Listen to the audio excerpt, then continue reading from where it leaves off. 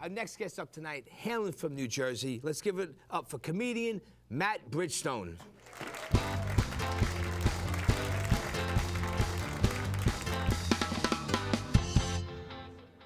All right, thank you for having me. Come on, let's give it up for Johnny P, everybody. You're not the most Italian guy you've ever met in your life. Hey, Matt, come on the show. Come on. I'm in the union. No. Johnny's pretty Italian. Johnny's so Italian when he goes to the bathroom to take a number 2, it comes out in the shape of a boot. Nah, he's cool. I'm going to stop making fun of Johnny. Everyone thinks he's just the talk show guy, but what they don't understand is he actually knows magic. That's right. He knows how to make Jews like me disappear. It's good to be here. There's a sexy vibe in the crowd tonight you can feel, right? Sexy vibe, you know. That's right, see? Let's talk about what turns women on. There's 3 biggest aphrodisiacs. 3 biggest aphrodisiacs, strawberries, shellfish.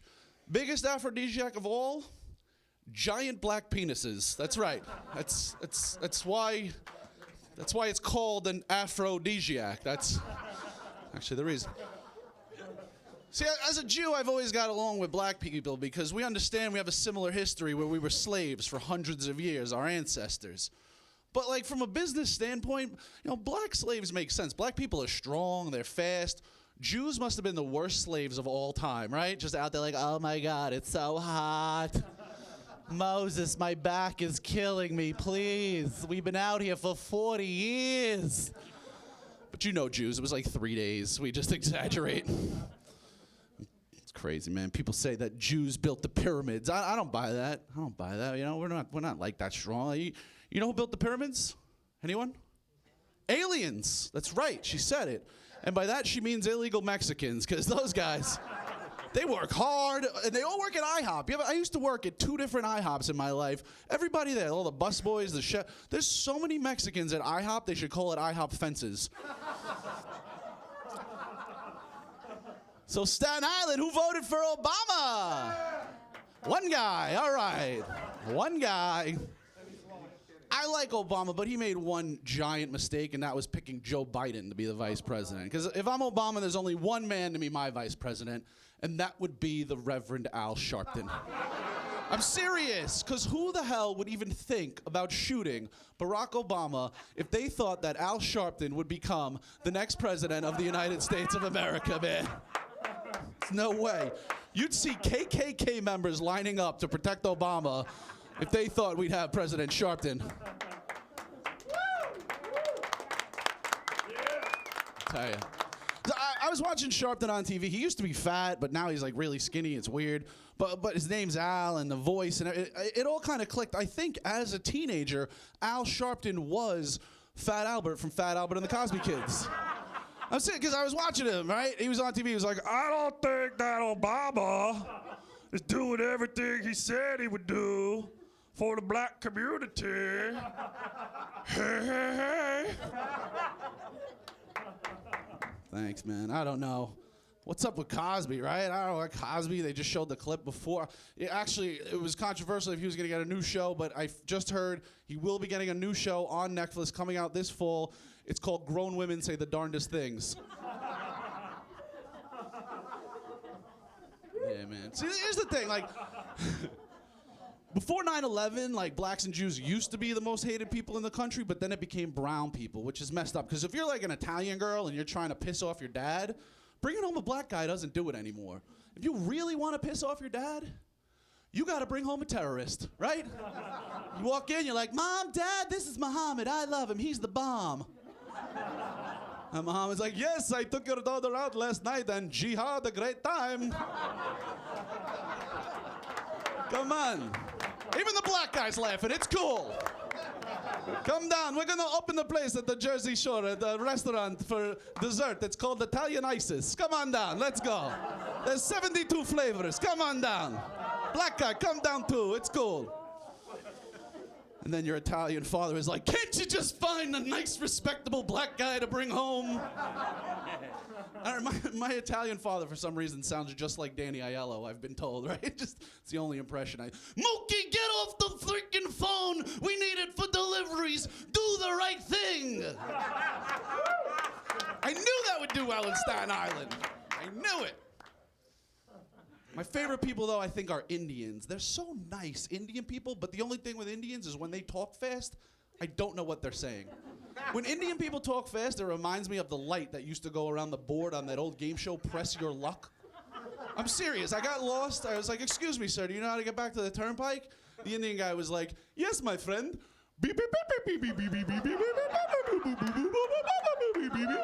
I was like, all right, stop. He was like, oh, no, you landed on a whammy. And I made fun of a lot of different people here, but I just want to say this. You know, we live in a world now where everyone fights a lot over who's God. Is God Jewish, Muslim, you know, white, Christian, black, a woman? We live in a world now where there are more than 7 billion people. And clap if you agree, but aren't we all God's children, right? Okay? And anybody with 7 billion kids is clearly Puerto Rican. Thanks a lot, guys. That's my time.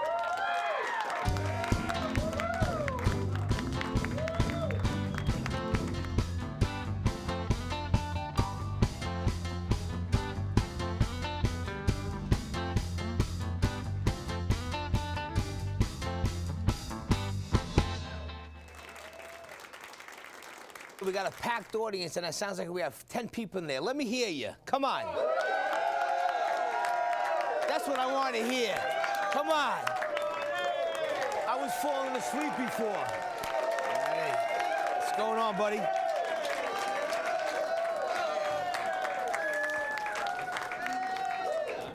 I tell you, I got to talk to the management here. These seats stink.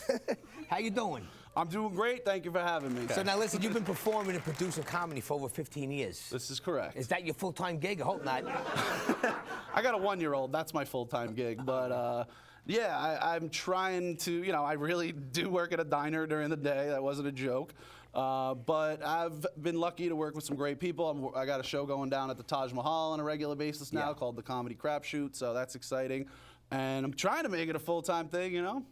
Now, what about your buddy Pete Davidson? He blew up, right? Pete's great. Pete, we did a show for the 9/11 benefit, and we had Pete on the show. Where was that? That was over at a club that I won't mention right now, but... I was going to say, they're still in business? I don't know, man. We did this huge benefit with Nick Cannon and Pete Davidson and Mick Foley, and the owner never called me back, so... Hey, listen, no big deal. What are you You're gonna doing do? good. And for What are you people who gonna don't do? know, Pete Davidson, he was a young comedian. He's doing great. He was on my show years ago a couple of times. I knew he was going to do something. Then he went to the Fall Guy on MTV, and now he's one of the main comedians on Saturday Night Live, right? So let's... Yeah, it's awesome. Pete Davidson, Staten Islander. So he said he's going to be on the show one day. We'll see. You know you owe me a favor, Pete, so I want to cash it in one day. So he's a good kid. Pete's great, man. He's genuine, and, you know, everyone loves him, so it's cool. Yeah. So what else, happy to see. what's going on? What else is going on? Oh, man, what else is going on? I'm just trying to, you know, do some positive things, working with a lot of charities and stuff like that. Yes, I was going to ask you about, you still doing Nomad? Yeah, if you want to check out nomadcomedy.com. Love working with those groups. They're just the best crowds. They're So excited to charity have work, you. right? Yeah, a lot of fundraiser type stuff, things like that. You know, we work with different cancer groups and you know, pit bulls to help the animals and fire departments, and you just they're great crowds, and you leave just with a good feeling. It's like why I got into comedy. No, it's always good to give back. If you have Yeah. that opportunity, then Absolutely. do it. Absolutely. I want to know about when you appeared on the Howard Stern TV. It was a TV contest, right? I did. I was on the Howard Stern show. Everybody. They had a comedian contest, and I was the first one eliminated. Thank you very much. That's like Terrible Tim. True story. True story. Now, you also on Opie and Anthony, right? I was on O&A back when. I would love to get on that show. this is But going one of them back. ain't there no more, right? Who's got fired? Who ain't working with him? 'Cause Yeah, I don't have Anthony went Sirius. crazy in the city with like some lady had a gun, and I don't know. But it was a crazy Yeah, because story. I don't have Sirius, so I haven't heard. I know Yeah, he's flying yeah. solo now. Yeah. Well, listen, bad publicity, sometimes good publicity. Send him to some anger management. So. I don't know about that whole situation, but it was fun to be on that show. I was like 25 then, and I was like, yeah, I'm going to make it, and I didn't, so. Yeah, well, Here we I- almost had it. I was supposed to go on the Artie Lang show before he got canceled. Oh, And I okay. tried for the longest time. I finally got an email. Okay, you're coming on. Boom. Like a couple weeks later, he got canceled. But Artie's great. He'll be fine. Yeah, Artie's gonna land on his feet, man. He's doing the podcast now, right? Yeah, he does his podcast, and he like gets, I don't know, big theater shows. I think he yeah. makes like $100,000 a show. He's amazing. Well, listen, Matt, that's your time. Thank you. Where can people find you on Facebook? Just look me up, Matt Bridgestone, and check out the spot on Route 35 when it opens, and you'll hopefully be seeing me around. That's anybody who goes there and says you're from my show, you get in for free. That's it. All right, Matt Bridgestone, everybody.